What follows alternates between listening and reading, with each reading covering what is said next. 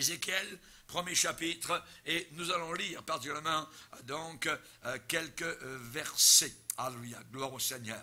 On va lire on va commencer au verset 1er, on va se lever si vous voulez bien devant le Seigneur. Nous voulons faire la lecture de la parole de Dieu. Amen. Ézéchiel, le grand prophète Ézéchiel, donc dans l'Ancien Testament, au chapitre 1er, verset 1er. La 30e année, le 5e jour du 4e mois, c'est très précis, voyez, comme j'étais parmi les captifs du fleuve du Kébar, les cieux s'ouvrirent. Et j'eus des visions divines. Le 5e jour du mois, c'était la 5e année de la captivité du roi Joachim. La parole de l'Éternel fut adressée à Ézéchiel, fils de Bouzi, le sacrificateur, dans le pays des Chaldéens, près du fleuve du Kébar. Et c'est là que la main de l'Éternel fut sur lui. Je regardais, et voici il vint du nord, du septentrion, un vent impétueux, une grosse nuée, une gerbe de feu qui répandait de tous côtés une lumière éclatante et au centre de laquelle brillait comme de l'airain poli sortant du milieu du feu. Je vous ferai grâce donc du reste. On va aller directement au verset 9. Il est dit, leurs ailes étaient jointes l'une à l'autre. Ils ne se tournaient point en marchant, mais chacun marchait droit devant soi. Verset 12. Chacun marchait droit devant soi. Ils allaient où l'esprit les poussait à aller. Et ils ne se tournaient point dans leur marche. Amen. Seigneur, nous voulons te bénir et te glorifier pour ta présence. Merci pour cette parole, Seigneur Jésus, qui est pour nous un peu énigmatique, mais cependant nous savons qu'il y avait là des êtres qui ne se détournaient pas de leur sentier, où le Saint-Esprit les poussait à aller. Et nous te bénissons, Seigneur, parce que depuis que tu nous as sauvés, depuis que ton sang a coulé à la croix, depuis que tu t'es révélé à notre cœur, notre vie a été transformée littéralement de bout en bout. Tu nous as bouleversés, Seigneur, et nous voulons te suivre. Nous voulons suivre le Saint-Esprit. Nous voulons être dans ta voie. Nous voulons être dirigés dans le chemin droit. Au nom de Jésus, aide-nous à comprendre ta parole. Nous le demandons, Seigneur. Nous le réclamons et nous le croyons à cause de ton Fils merveilleux, le seul et unique sauveur de la planète Terre, Jésus-Christ de Nazareth. Amen. Et tout le peuple dit Amen. Gloire à Dieu. On peut s'asseoir, frères et sœurs, chers amis. Alléluia. Gloire au Seigneur. Si vous lisez les paroles du prophète Ézéchiel, c'est très dur à comprendre en réalité de quoi s'agissait-il. Voyez, c'est une description. On voit un peu plus loin que la description du Fils de Dieu, mais là, dans la première partie du premier chapitre, c'est assez, je dirais, alors, évidemment, les païens et les gens de Nouvel Âge, et ainsi de suite, donc, ont pris ce passage et ont dit, donc, c'est des soucoupes volantes, il y a des roues au milieu des roues, il y a des yeux tout autour, voyez, et ainsi, il y a toutes sortes, évidemment, de choses tordues qui ont été dites. On se sert de la Bible. Non, nous ne voulons pas, évidemment, donc, avoir une telle interprétation des Écritures, mais nous voulons laisser la parole de Dieu telle qu'elle est. Si je la comprends, je la comprends. Si je ne la comprends pas, je la laisse telle qu'elle est. Je sais simplement que là, il y avait des êtres qui marchaient droit devant eux. Ils allaient là où le Saint-Esprit les poussait à aller. Et ça m'intéresse, moi, comme chrétien sauvé par la grâce de Dieu, d'aller là où le Saint-Esprit me pousse. Alléluia. La poussée de l'Esprit est très, très importante. L'action du Saint-Esprit dans le croyant, l'action du Saint-Esprit par le croyant est très importante. Le Seigneur Jésus a dit, celui qui croit en moi fera aussi les œuvres que je fais. Ça veut dire qu'on peut évidemment arriver donc à voir le Seigneur travailler au travers de l'Église, au travers du chrétien. Jésus a dit par exemple, il vous est avantageux que je m'en aille. Ça veut dire c'est mieux, c'est un plus si je m'en vais. Parce que si je ne m'en vais pas, le Saint-Esprit ne viendra pas. Mais si je m'en vais, je vous enverrai la puissance merveilleuse du Saint-Esprit. Maintenant, comme chrétiens, nous avons besoin de marcher dans l'Esprit de Dieu. Et cela, j'ai besoin de toute ma vie chrétienne pour apprendre ce que cela veut dire. Marcher dans l'Esprit de Dieu. C'est l'apôtre Paul qui a écrit aux chrétiens de la Galatie et qui leur a dit, marchez selon l'Esprit et vous n'accomplirez pas les désirs de la chair. Car la chair a des désirs contraires à ceux de l'Esprit. Et l'Esprit a des désirs contraires à ceux donc de la chair. Nous avons besoin de savoir qu'il y a deux forces qui travaillent en nous. L'Esprit de Dieu et en même temps cette nature que je traîne sur moi comme un cadavre. Vous voyez, cette vieille vie qui normalement donc est morte. Voyez, et normalement le baptême dans l'eau eh bien, est une signification de la mort à l'ancienne vie. Mais le vieil homme qu'on a noyé le jour du baptême d'eau savait nager. Et il est fort possible qu'il réapparaisse de temps en temps ici et là et qu'il monte son bout du nez. Et nous avons besoin de savoir cela. Voyez, la marche dans le Saint-Esprit. Marchez selon le Saint-Esprit et vous n'accomplirez pas les désirs de la chair. Je dois aller là où le Saint-Esprit me dit d'aller. Je dois marcher selon les injonctions, les directions du Saint-Esprit. Ici, dans ce passage d'Ézéchiel, on parle de poussée, une poussée de l'Esprit.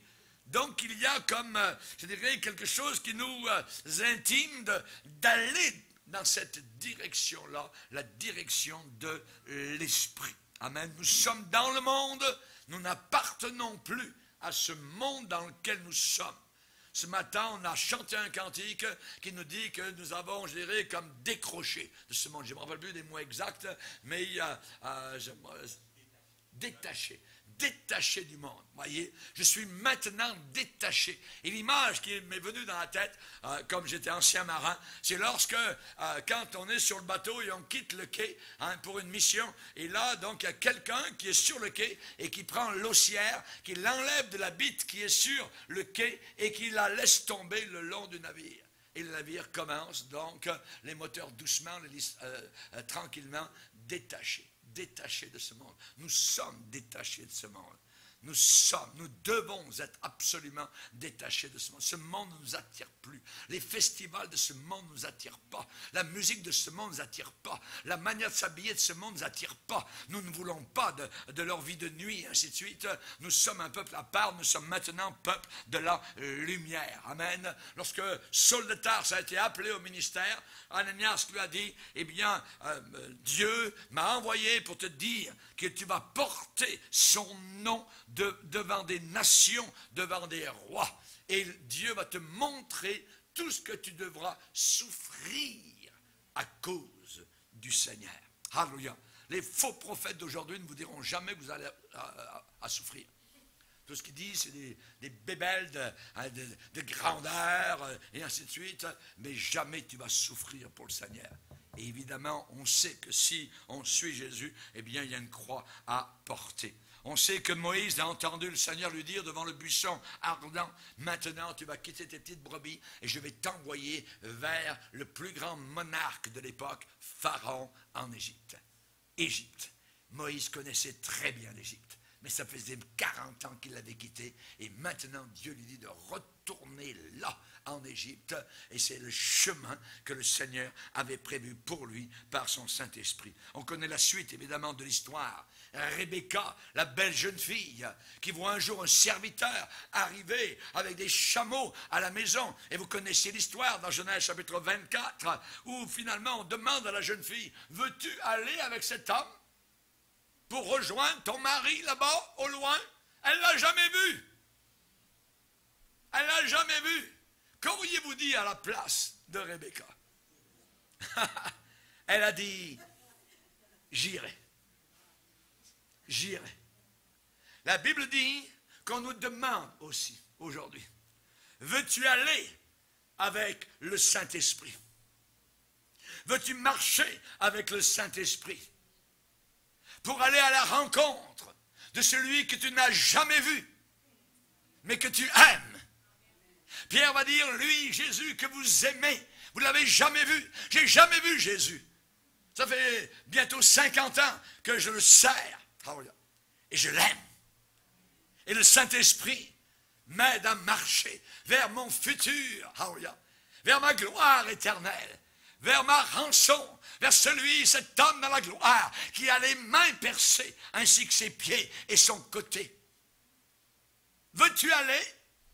Rebecca a dit, j'irai. J'irai. Elle y est allée. Jusqu'au soir où elle a mis son voile. Elle a vu là-bas celui qui était sorti de sa tente et qui venait à sa rencontre. Alléluia. Notre Sauveur viendra à notre rencontre. Alléluia. Il va venir dans les champs de nuages. Alléluia. Il vient à la hauteur de la terre. Il vient nous chercher en un instant, en un clin d'œil, comme l'émail, comme monte pour aller rencontrer l'aimant. Amen. Nous allons monter en un instant, en un clin d'œil, à la rencontre du Seigneur. Paul dit aux Thessaloniciens, dans les airs. Dans les airs, au-dessus de la planète Terre, nous rencontrerons, amen, notre bien-aimé. Nous le verrons. Imaginez-vous le premier regard. Le premier, c'est lui. C'est lui. Je ne sais pas si notre cœur aura des glandes lacrymales, mais je pense qu'on va pleurer en le voyant déjà sur la terre, quand sa présence vient sur nous, quand il vient et comme une poussée, comme une pesée sur nous d'amour, de joie, de paix. Alors nous le ressentons déjà, nous pleurons d'amour. Imaginez-vous quand on va le voir. Je comprends que la Bible dit, et Jean le déclare dans l'Apocalypse, qu'il essuiera toute larme de nos yeux. Alléluia. Certains vont dire, si j'avais pu en faire un peu plus, j'aurais dû l'aimer un peu plus. Ouais, mais c'était l'été, il faisait 30 degrés, c'était bien au bord de la piscine, tout ça. Pourquoi aller à la Réunion là-bas? Chers amis, il y a des récompenses qui sont en train de se gagner sur cette terre. Il y aura des différences de récompenses là-haut. Et Paul va employer l'image d'une nuit étoilée où une étoile diffère en éclat d'une autre étoile. Ainsi les chrétiens. Nous allons différer d'éclat là-haut. Et c'est pour toute l'éternité. Et c'est maintenant sur la terre que ça se passe. C'est là que nous gagnons, non pas notre salut. Il a été fait par Jésus à la croix. Mais nous gagnons des récompenses ou nous perdons des récompenses. Alors à nous, évidemment, de bien employer notre temps et dire avec Moïse au psaume 90, Seigneur, s'il te plaît, apprends-moi à bien compter nos jours, à bien compter mes jours, afin d'appliquer mon cœur à la sagesse de Dieu, pas la sagesse du monde. Jacques va dire que la sagesse du monde est diabolique. Elle est diabolique, leur sagesse. Croire que la terre a été créée sur des milliards d'années. Je vous ai donné l'histoire dimanche passé de ce conférencier qui déclarait, j'ai un pronostic à vous dire, la terre sur laquelle nous sommes ne sera éclatée que dans 70 milliards d'années. Quelqu'un lève la main au fond et dit, monsieur, s'il vous plaît, je n'ai pas bien compris, vous avez dit 70 milliards d'années. Et il y a celui qui pose la question dit, j'avais cru que vous aviez dit uniquement 7 milliards d'années. Ça fait plaisir. Quelle différence entre 70 milliards d'années et 7 milliards d'années? Les gens sont fous. Ouais, allez compter ça. Et toutes les fois où vous avez, je dirais, le National Geographic, où vous écoutez quelque chose sur la Terre, la formation, vous voyez, c'est tout du brainwashing. ça enlève Dieu comme créateur. Et nous croyons que la terre a été créée par Dieu. Et leurs millions de dollars qu'ils mettent pour aller, je dirais, étudier la source de la vie, chers amis, ça sert à zéro. Pourquoi? Parce qu'ils n'y arriveront jamais. Je vous le dis à l'avance. Parce que c'est par la foi que nous reconnaissons que le monde a été créé par la parole de Dieu. Alléluia. Si quelqu'un ne croit pas que dans Genèse, au premier chapitre, les jours sont de 24 heures, alors c'est un incrédule. Ce n'est pas une petite affaire, parce que c'est du darwinisme qui est en train d'entrer au lieu de la création par le Seigneur Jésus-Christ. Jérémie, tu iras là où je t'enverrai. Oh, mais je n'ai pas bien parlé, j'ai la bouche un peu pâteuse. Non, tu iras, je serai avec toi. Et tu vas voir, je serai et tu parleras en mon nom. J'irai. Amen. Gloire au Seigneur. Pierre, Seigneur Jésus, mon ami là-bas, lui, qu'est-ce qui va lui arriver, ça? Pierre, laisse faire l'autre. Toi, suis-moi. Toi, suis-moi. Ce qui va arriver aux autres, ce n'est pas votre affaire. Vous suivez le Seigneur. Suivez la direction que Dieu vous a accordée. Et parfois, c'est une direction qui paraît totalement folle. Je me rappelle un jour avoir prêché aux États-Unis. C'était au New Hampshire. C'était au début de mon ministère, dans les années 70. Et je ne savais pas quoi prêcher. Je devais prêcher à une petite église au New Hampshire, dans le coin de Berlin. Et finalement, juste avant la réunion, il y a un passage qui m'est venu dans Actes chapitre 8, où le Seigneur appelle Philippe à aller sur un chemin qui est désert. Il n'y a personne. Alors qu'il est dans un réveil spirituel, des centaines de personnes, possiblement des milliers, donnent leur vie au Seigneur. Et le Seigneur lui dit, tu quittes tout ça et tu t'en vas sur un chemin désert. Ça paraît complètement fou aux yeux humains. Et vous connaissez évidemment la suite de l'histoire. Et j'ai prêché là-dessus. Et la Bible déclare, dans Actes au chapitre 8, que le Saint-Esprit qui a appelé Philippe à aller sur ce chemin désert, il lui a dit, lève-toi et va. Et j'ai prêché sur ces mots-là. Lève-toi et va. En anglais, c'est rise up and go. Et je ne savais pas que dans cette assemblée, il y avait quelqu'un qui attendait un appel missionnaire de la part du Seigneur. Et au travers de cette réunion, la personne qui était là, à l'appel, il y a eu un temps de prière, on a loué le Seigneur, on a béni Dieu, on s'est réjoui, on a pleuré, c'était merveilleux. Voyez, et des années plus tard, je suis retourné à cette église et ils m'ont raconté l'histoire. La personne est partie à partir de la prédication que j'avais donnée, lève-toi et va en français. Rise up and go. La personne est partie, a fait un travail là-bas, donc en Afrique. Rise up and go. Le Seigneur parle, le Seigneur dirige. Voyez, à nous d'entendre, à nous d'écouter. Peut-être quelqu'un ce soir attend cet appel du Seigneur. Eh bien, il peut te dire maintenant, lève-toi, c'est le temps. Rise up, go, déménage, fais les valises. Oh yeah. Moi et mon épouse, on a déménagé, je ne vois pas le nombre de maisons qu'on a achetées, qu'on a vendues, ainsi de suite, comme dans l'armée. Dieu nous appelle ici, Dieu nous appelle en France, Dieu nous appelle en Afrique, Dieu nous appelle en mission dans le Pacifique Sud, Dieu nous appelle au Nouveau-Brunswick, Dieu nous appelle à Chibougamau, au nord du Canada, à toutes sortes d'endroits. Voyez, c'est l'armée avec le Seigneur. Il ne faut pas s'attacher, il faut vivre dans nos valises. Il ne faut pas avoir peur, amen, de quitter le bien-être dans lequel nous sommes pour faire la volonté du Seigneur. Tu iras là où je t'enverrai. Tu iras là où je t'enverrai. Esther, rappelez-vous cette jeune dame, reine du roi, elle a vu qu'il y avait un danger pour son propre peuple parce qu'elle était juive et il y avait un méchant. Le méchant Haman, donc, qui voulait faire mourir tout le peuple juif, comme Hitler, voyez. Et Satan se sert des Hamans de ce monde, se sert des Hitler de ce monde, pour détruire le peuple juif. Pourquoi? Parce que Dieu a un plan tout à fait particulier avec les Juifs. Le salut nous vient des Juifs. Ce livre est un livre juif. Paul était un juif, Jean était juif, alléluia. Jacques était juif, alléluia. Je bénis le Seigneur pour le peuple juif. Aujourd'hui, ils ne le reconnaissent pas comme sauveur. Ils ne croient pas, voyez. Ils rejettent Yeshua. Mais un jour, ils vont pleurer sur lui. Ils vont pleurer, nous dit Zacharie le prophète. Et ils le reconnaîtront, alléluia, celui qui a été cloué dans leur propre pays. Je bénis le Seigneur. Esther, cette jeune dame, elle a vu que son peuple était en danger de mort. Elle est allée vers le roi. Elle ne devait pas y aller. Elle a risqué sa vie. Quelqu'un qui entrait chez le roi sans avoir été invité, c'était la mort. Elle a jeûné. Elle a demandé que d'autres jeûnent pour elle, parce qu'elle allait entrer dans la présence du roi. Et spécialement, elle a dit, j'entrerai chez le roi, malgré la loi.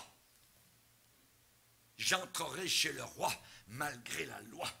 Et quand elle est entrée, le roi était là et lui a présenté le sceptre. Esther est venue et a touché le bout du sceptre. Ça veut dire elle était accueillie. Elle pouvait entrer.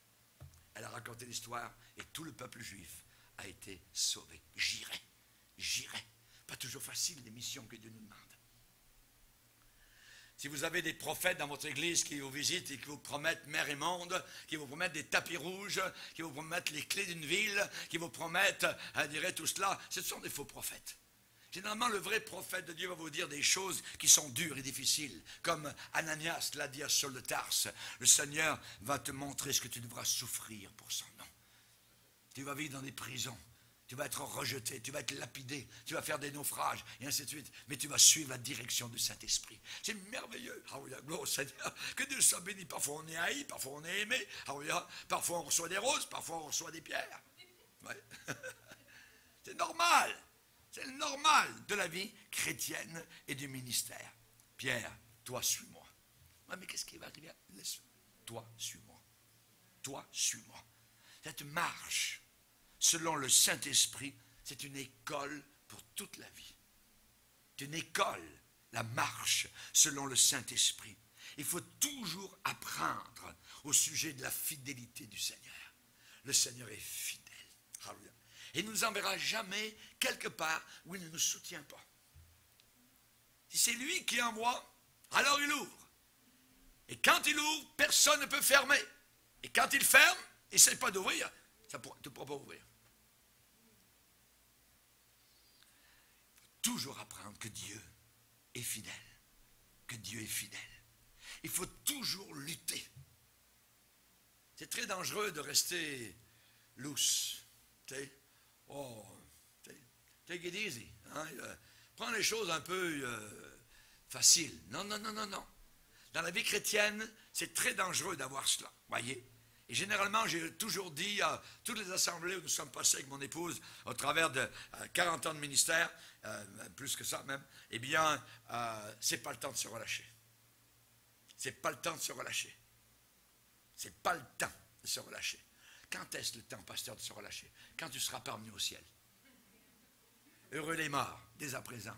Le Saint-Esprit dit, oui, parce qu'ils se reposent de leurs œuvres. Leurs œuvres les suivent. Amen. Nous sommes dans le repos de Dieu tout en étant en guerre sur la planète Terre. Alléluia.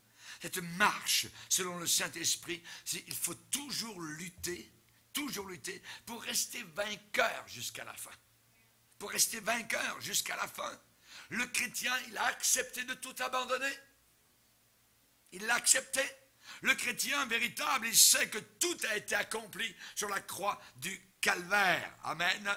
Et il a trouvé en Jésus-Christ le pardon total, complet de ses péchés. Ses péchés ne se retrouvent même plus. Une expression que la Bible emploie, jetés au fond de la mer. C'est creux au fond de la mer. Nous, comme navigateurs, nous avons pris des mesures pour la marine nationale française quand nous étions dans le Pacifique Sud. Et régulièrement, on arrêtait le navire et on prenait des mesures. Et on envoyait une sonde pour savoir quelle était à quelle descente, la température de l'eau, et ainsi de suite. Donc, une documentation. Et il y avait parfois des kilomètres. Et parfois, ça prenait du temps. Alors, nous, les marins, on sautait par-dessus bord et on se baignait en plein milieu du Pacifique. Il pouvait y avoir 10 kilomètres d'eau sous nous, mais on était là. Et on n'avait pas peur. Aujourd'hui, je réfléchirai un peu plus parce qu'il y a des requins. Et des fois, on mettait un poisson à la traîne du navire, et un jour, on a pris un requin. On l'a hissé avec le treuil, et on l'a ouvert, pour voir s'il n'y avait pas à l'intérieur un soulier, ou du canage, ou quoi que ce soit. Ça mange tout, les requins. Ou un pied, ou un bras. Ouais. Non, il n'y avait rien. Il n'y avait rien. Mes chers amis, nous avons besoin de suivre le Seigneur. Amen. De suivre le Seigneur. On a trouvé en Jésus-Christ le pardon de tous nos péchés. Ils sont au fond de la mer, là où c'est noir, là où il n'y a pas de lumière. C'est terminé. Ils sont invisibles. Vous ne les retrouverez plus. Ça vous allège? Ça vous fait du bien? Ah, moi, ça me fait du bien. Alors, on vient de savoir que c'est terminé. Le diable, il revient sur le passé. Les psychologues dans les églises aujourd'hui, ils sont là pour vous faire revenir dans votre passé. Si ça ne va pas bien aujourd'hui dans ton couple, c'est parce que dans ton passé, Non! Il y a une barrière infranchissable. Et il y a une douane où les douaniers du Seigneur vous interdisent de passer. C'est de retourner vers votre passé. Si quelqu'un est en Christ, il est une nouvelle création. Les choses anciennes sont passées. Passées. C'est la frontière. C'est terminé. Maintenant, toutes choses sont devenues nouvelles. Alléluia. Et quand vous considérez votre vieille vie, vous semblez parler de qui? Un étranger. Vous ne le reconnaissez même pas. C'est votre ancienne personne. Maintenant, vous êtes une nouvelle personne dans le Seigneur. Amen. Et le chrétien, évidemment, donc, il a la paix du cœur et il apprécie, évidemment, ce que Jésus a fait pour lui. Il est maintenant justifié, il est mis à part, sanctifié, et plus que cela, il a la rédemption. Sauvé. Sauvé. On n'est pas en train d'être sauvé. On est sauvé. Ou bien on est perdu. Ou bien je suis dans l'arche. Ou bien je suis à l'extérieur de l'arche. La Bible dit en 1 Corinthiens 6, vous avez été lavés, vous avez été sanctifiés, vous avez été justifiés par le sang de Jésus-Christ. Alléluia. Justifié, c'est pas uniquement pardonné, justifié. C'est quelqu'un, c'est le gardien de prison qui arrive et il ouvre la porte de la cellule avec ses clés et il dit, tu peux sortir. Le gars, il dit, est-ce que j'ai été pardonné? Non, non, on a trouvé dans les papiers que la justice a fait une erreur. Tu peux sortir, tu es justifié. Nous sommes justifiés devant Dieu. Ça veut dire que c'est pas uniquement pardonné, c'est comme si nous n'avions jamais péché. Nous sommes rendus propres devant le Seigneur. La justification. Un jour, je pense que je vais vous prêcher juste là-dessus. C'est formidable. Et Paul en parle dans Romains, des chapitres entiers sur la justification. Aucune œuvre pour se justifier. Dans la religion, il faut faire des bonnes œuvres, gagner ton ciel, c'est ça. Et après, la balance, il y a plus de bonnes œuvres que de mauvaises œuvres, alors on verra, Dieu va juger, on ne sait pas. Voyez, aucun islamiste ne sait s'il va au ciel. Aucun catholique ne sait s'il va au ciel. Peut-être bien, le chrétien sait. Nous savons que nous sommes passés de la mort à la vie parce que nous aimons les frères. Nous avons découvert l'hôtellerie remplie de gens comme vous et moi qui ont été pardonnés et qui sont venus au pied de la croix pour être sauvés de leurs péchés. Merci Seigneur. Le chrétien, il sait par la parole de Dieu et par sa propre expérience qu'il peut marcher dans la sanctification et réaliser une vie de victoire. Nous sommes plus que vainqueurs. On est triomphateurs. Hallelujah. Gloire à Dieu. Hallelujah. Et qu'est-ce qui triomphe du monde? C'est notre foi. Hallelujah. On est vainqueur du monde entier. Hallelujah. On est au-dessus. Goliath est une fourmi. Hallelujah. Gloire à Dieu. Par notre foi dans le Seigneur et le fruit du Saint-Esprit, eh bien, ne peut se manifester que dans une vie véritablement sanctifiée. Il ne peut pas y avoir de fruit de l'Esprit dans une vie qui n'est pas sanctifiée. Et le manque de sanctification, nous le voyons chez les Corinthiens. Particulièrement, ils avaient tellement reçu de la part du Seigneur, Paul va dire, il ne vous manque aucun don. Piouf. Ils avaient tous les dons du Saint-Esprit dans l'Église. Il ne vous manque aucun don. Mais ensuite, vous lisez dans l'Épître, ça ne marchait pas bien dans cette Église-là. il y avait de la chair. Au travers du repas du Seigneur, il y avait des gens qui étaient ivres. Il y avait même un gars qui avait vécu de l'inceste, je dirais, avec une femme, et les chrétiens n'avaient rien dit. Paul arrive dans le paquet, dans la fourmilière, il donne un coup de pied là-dedans, il dit « ça ne marche pas ». Et pourtant, ils avaient tous les dons de Saint-Esprit. Ce qui veut dire que les dons de l'Esprit, eh bien, ne sont pas un indicateur de la spiritualité. Vous pouvez avoir les dons de Saint-Esprit et être très charnel et déplaire au Seigneur. Et Paul s'est adressé à eux et il leur a dit, non pas comme à des chrétiens spirituels, mais comme à des chrétiens charnels. Puisqu'il y a des divisions parmi vous, puisqu'il y a des jalousies, puisqu'il y a ceci, cela, l'un dit, moi je suis de Paul, moi je suis de ci, moi je suis de ça, non, non, non. Et il y avait les super extras qui disaient, nous, ça, non, on est de Christ. Oh là là là là, mes amis, ça c'était le top niveau, voyez. Vous n'avez même pas besoin de pasteur, voyez. Pas besoin, on a Christ, c'est le Saint-Esprit qui me conduit, blablabla, et ainsi de suite. Alors comment se fait-il que Dieu a dit qu'il a établi des pasteurs dans l'Église pour que nous ne soyons pas emportés à tout vent de doctrine, qu'on reçoive de l'enseignement, qu'on soit repris, qu'on soit édifié. On a besoin de cela. Timothée reprend, censure, exhorte. Il viendra une époque où les hommes ne supporteront plus la saine doctrine. Mais ils auront la démangeaison, ça va les gratter. Ils auront la démangeaison d'entendre quoi? Des choses agréables. Parlez-nous un peu des Canadiens de Montréal à l'église. Montrez-nous un peu, faites-nous un peu du rock sur l'estrade. On aimerait avoir des mimes, on aimerait avoir de la danse un petit peu. On aimerait, hein, il faut améliorer l'église aujourd'hui.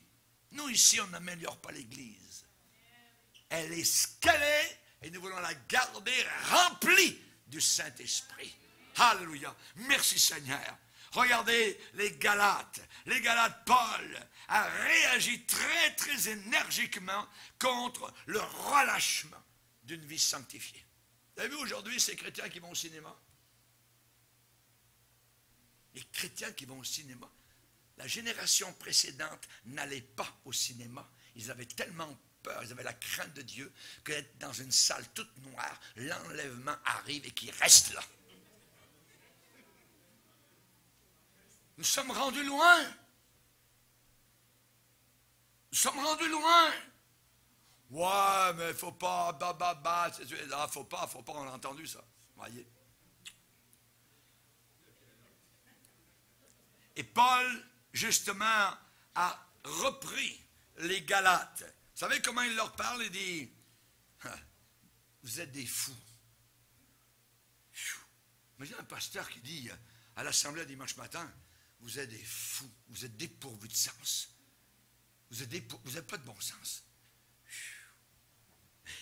Il leur dit, ô Galates, dépourvus de sens, qui vous a fasciné? Qui vous a hypnotisé? Vous, aux yeux de qui Jésus-Christ a été décrit comme crucifié. Crucifié. Voici seulement ce que je veux apprendre de vous. Est-ce par les œuvres que vous avez reçu le Saint-Esprit ou bien par la prédication de la foi? Êtes-vous tellement dépourvu de sens? Dépourvu de sens? Après avoir commencé par le Saint-Esprit, voulez-vous maintenant achever par la chair? Par la chair? Est-ce que vous avez souffert tellement pour rien? Ces Galates, ils trouvaient que en retournant vers la religion, ça calmait les choses. Ils n'étaient plus persécutés. Et il y avait des gens qui étaient venus donc dans leur milieu et qui leur disaient, non, non, non, vous pouvez observer les choses de la loi, vous pouvez retourner au sabbat, vous pouvez retourner tout ça, et vous allez très bien. Ils évitaient la honte du calvaire. Aujourd'hui, que des chrétiens sont venus dans nos assemblées et sont retournés à l'église catholique romaine. Pourquoi retourner à l'église catholique romaine? Parce que dans l'église catholique romaine, vous ne serez pas persécutés. Il n'y a pas de persécution. Vous faites partie de la gang. Faites partie de la papauté, vous êtes avec le pape, tout ça, et le pape accepte les évangéliques. Il a pleuré l'autre jour. Il a dit, je suis comme Joseph, s'il vous plaît, on s'ennuie de vous, le camp évangélique, ne pourriez pas revenir chez nous dans le giron catholique. Tout de suite, ils sont allés à Rome, ils chantent, ils ont chanté, Hillsong, cette grande compagnie australienne. Ils sont allés chanter directement devant les foules à Saint-Pierre de Rome. Et le pape s'est réjoui. C'est un jésuite.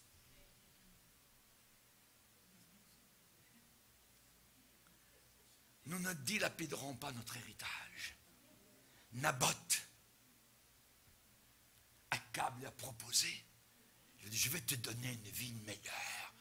Donne-moi ton jardin, un potager. Je vais te donner quelque chose de mieux. Aujourd'hui, c'est cela, la fin des temps, nous y sommes.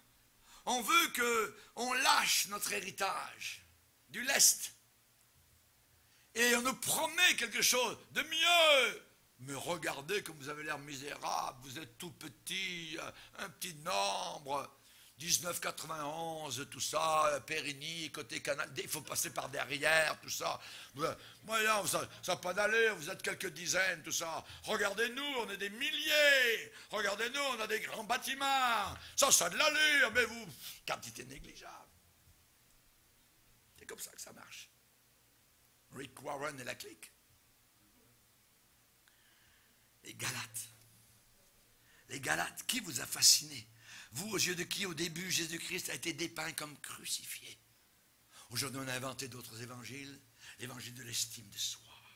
Oh, c'est de l'orgueil. Le véritable évangile nous écrase. Il nous dit, t'es rien du tout. T'es un pécheur, t'es un pourri, t'es un sale, t'es un menteur, t'es un voleur, t'es un hypocrite, ainsi de suite. Ça, c'est l'évangile. L'évangile nous claque, pas, quand on arrive. Et qu'est-ce que nous pouvons dire? Oh yes, c'est moi. J'arrive, Seigneur. Je suis un pécheur. Je suis le fils prodigue. J'ai été avec les porcs. Toute notre justice devient comme un vêtement sale. Et on vient au calvaire, dans la garde-robe du Maître, du Sauveur, du Créateur, du Rédempteur. Elle est là, ma rançon. Et dans la garde-robe, je prends une belle robe, toute blanche. Je m'en revêts. Elle m'est donnée gratuitement, accordée par la grâce de Dieu. Lui, il a payé. Il est mon Sauveur. Sur une vie que je n'ai pas vécue, sur une mort que je n'ai pas soufferte, j'ai misé mon éternité entière. C'est là qu'est le salut. C'est là qu'est la délivrance. À Golgotha, là où ça pue, là où le sang coule, là où les mouches sont sur les condamnés, là où la nuit les chiens se jettent sur les cadavres pour déchirer la chair. À Golgotha, il a payé. Il est venu, pas pour vivre, pour mourir. Moi, je suis venu sur la terre, je voudrais vivre toujours, mais lui, il est venu avec un but. Payer le prix de mon péché. Car le salaire du péché, c'est la mort. Il a payé. Tout est payé. Je comprends. Quand il a crié, avec la force qu'il avait, avant que son menton ne touche sa poitrine, il a crié, tout est réalisé. Tétélestai en grec. C'était un terme de marché. Ça voulait dire sur un marché grec, tétélestai, le prix est payé. J'obtiens la marchandise et je donne le prix. Tétélestai. Le prix est payé. Tout est accompli. Tout est réalisé. Moi, je bénis le Seigneur pour un salut si merveilleux. Même si on est 3, ça suffit. Alléluia. Gloire à Jésus. Gloire à Jésus. Alléluia. Merci Seigneur. Chers amis, il y a 2 classes de chrétiens. Il y a les chrétiens charnels. Et il y a les chrétiens spirituels. Les charnels, ce sont ceux qui n'ont pas tout livré au Seigneur. Ces gens-là ne sauraient plaire à Dieu. Oui, ils se réjouissent de la foi qui a pris naissance dans leur cœur, mais ils sont charnels. Et quand vous êtes autour d'eux, ça pue le bouc, ça pue la chair, ça pue l'esprit du monde. Vous le sentez. Ces gens-là ont saisi le salut. Ils sont très peu préoccupés par la sanctification. Ils ne la recherchent même pas. Ils ont une certaine crainte de Dieu, parfois superstitieuse, mais ils ne recherchent même pas la volonté de Dieu pour leur vie. Ils agissent selon leur propre volonté. Leur moi n'est pas encore dominé par le Saint-Esprit. Au contraire, ils ont reçu une injection de venin par le nouvel évangile, l'estime de soi, qui est un évangile d'orgueil. Nous n'avons aucune estime de nous-mêmes. Mais leur moi n'est pas dominé par le Saint-Esprit. C'est un moi gonflé. Regardez ce que je suis, regardez ce que j'ai fait, ainsi de suite. Oui. Et ils tolèrent en eux des choses qui ne sont pas à la gloire de Dieu. Paul, l'apôtre, a écrit aux Corinthiens, dans 2 Corinthiens chapitre 4, en disant, nous bénissons le Seigneur, nous ne perdons pas courage à cause du ministère que Dieu nous a accordé. Nous rejetons les choses honteuses qui se font en secret. Nous n'altérons pas la parole de Dieu. Nous n'avons pas une conduite astucieuse. Non, pas de conduite astucieuse. C'est clair, c'est net. Nous sommes un livre ouvert. Et nous annonçons la parole de Dieu. Et nous nous rendons recommandables à toute conscience d'homme devant Dieu. Pourquoi? Parce que Dieu qui a dit « La lumière brillera du sein des ténèbres » a fait briller la lumière dans nos cœurs. La même puissance qu'il a fallu pour créer le monde entier, c'est la même puissance qu'il a fallu pour me changer et te changer. Toi. C'est merveilleux. Nous vivons un miracle. Nous sommes des miraculés. Alléluia. Quand on était bébé spirituel, on ne se rendait pas compte. Mais plus on grandit, on se retourne un peu, on étudie la parole.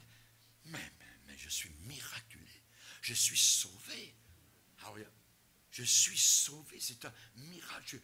Je ne comprenais pas ces choses-là auparavant. Je pourrais passer ma vie dans l'église. On a des gens qui sont au ciel, qui nous attendent. Je me rappelle d'un monsieur et son épouse. Ils ont dit, nous, on amènerait notre lit. On aimerait coucher à l'église. C'est trop merveilleux, les réunions. Il n'y en a pas assez, pasteur. Pour nous, il nous en faudrait tous les jours. Ils aimaient la parole de Dieu. Alléluia. Quand je leur ai dit adieu, je me rappelle du monsieur. La dernière fois que je l'ai serré contre moi, j'ai serré un paquet d'os. Il n'y avait rien. C'était cancéreux. Mais quelle brillance dans son cœur. Le visage rayonnant. La vie de Dieu était là. Alors là, je vais le revoir là-haut dans le ciel. Et je l'attends aux portes célestes. Gloire au Seigneur. Les chrétiens charnels tolèrent en eux des choses qui ne sont pas à la gloire de Dieu. Ils s'abandonnent à l'inspiration de la chair. Ils sont influencés par le monde. Écoute ton corps. Nous, c'est écoute Dieu. Écoute la voix du Saint-Esprit. C'est autre chose. Complètement autre chose. Ils n'ont pas tout donné au Seigneur. Ils vivent dans ce que j'appelle une piété relative, sans se préoccuper de la gloire de Dieu. Et ils adoptent évidemment leurs propres décisions. Ils décident eux. Ils ne demandent pas. Ils sont comme Lot et Abraham. Quand ils ont dû se séparer, Abraham, le plus vieux, a dit, bien, toi choisis. Normalement, c'est le plus jeune qui aurait dû dire au plus vieux, eh bien, Abraham choisit le premier. Et Lot a choisi.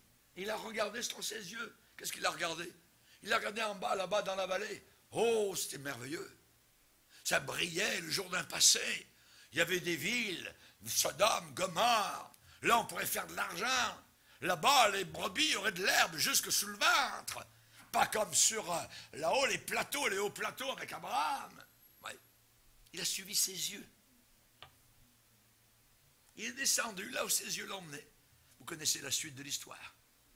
On le retrouve avec une ville qui a été brûlée par le Seigneur, ville remplie de sodomites, Et ensuite, on le voit en train de commettre l'inceste avec ses deux propres filles.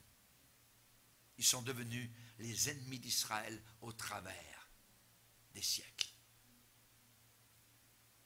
Les chrétiens charnels, chers amis, sont ennemis des véritables chrétiens qui aiment le Seigneur de façon authentique. Ils ont été avertis par Paul qui a dit à la fin des temps, il y aura des temps difficiles parce que les hommes seront égoïstes, amis de l'argent, fanfarons, hautains, blasphémateurs, rebelles à leurs parents, ingrats, irreligieux, insensibles, déloyaux, calomniateurs, intempérants, cruels, ennemis des gens de bien. Vous avez vu ça? Ennemis des gens de bien. C'est des chrétiens maintenant qui perdent leur emploi s'ils ne se soumettent pas à ce qu'on leur demande. Et évidemment, on sait que particulièrement, et cela donc fait, je dirais, élément de persécution. Ennemis des gens de bien. Auparavant, on était amis des gens de bien. Maintenant, on est devenu exactement ce que la Bible dit. Il est dit que par rapport aux chrétiens, eh bien, ils auront à la fin des temps l'apparence de la piété. Mais ils en renieront ce qui fait la force, l'autorité. Renier la sanctification, la mise à part, la séparation d'avec le mal. Vivre dans un monde sale et impur, comme sur un tas de fumier, tout en ayant l'apparence d'un lys propre et pur. C'est miraculeux et c'est possible. C'est possible. Joseph l'a fait à son époque. Nous voulons être des chrétiens spirituels. Spirituels. Rappelez-vous que nous vivons une époque où la semence est semée dans des terrains pierreux et remplis de ronces. La séduction des richesses, la convoitise de ce monde attire les chrétiens. Et la parole de Dieu, on n'en veut pas. L'Église devient un théâtre. Allez parler de cela à l'apôtre Paul. Il y en avait des théâtres à Rome et en Grèce.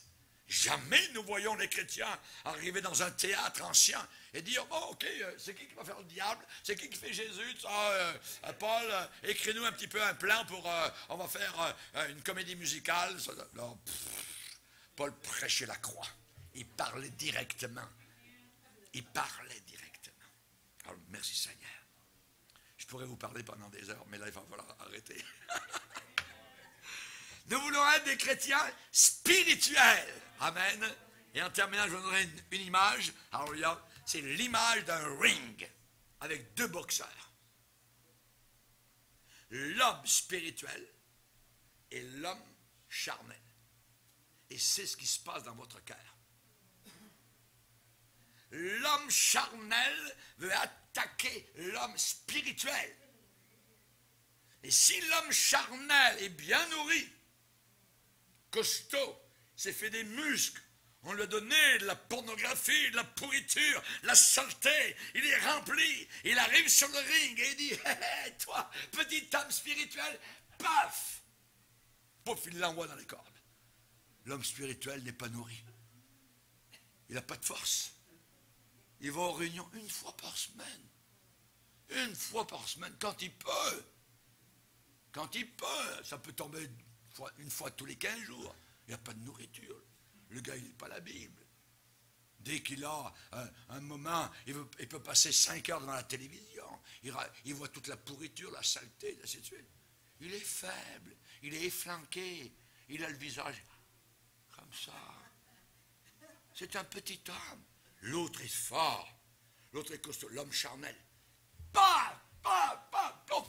L'homme spirituel passe par-dessus bas. L'autre côté.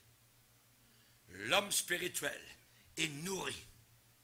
L'homme spirituel reçoit sa nourriture chaque jour. Chaque jour, la nourriture, l'absorption de la parole de Dieu. J'ai dévoré ta parole. Elle a fait la joie et les délices de mon cœur. Je vais aux réunions. Dès que la porte est ouverte, je suis présent. Alléluia. Soudain, cet homme se fait des muscles. Il se fait des barres. Alléluia. L'exercice spirituel. Alléluia. Il devient fort. L'autre devient faible. Il n'est pas nourri. Terminez la pourriture de ce monde, terminez les mensonges, terminez de ne pas payer les impôts au gouvernement, terminez de ne pas payer nos dîmes et nos offrandes. Maintenant on veut obéir au Seigneur. Soudain il vient fort, l'homme spirituel, l'autre faiblit. Et arrive l'homme spirituel sur le ring, et paf, l'homme charnel par-dessus bord. Amen. Amen. Levons-nous ensemble devant le Seigneur. Alléluia. Alléluia. Gloire au Seigneur. Que Dieu soit béni.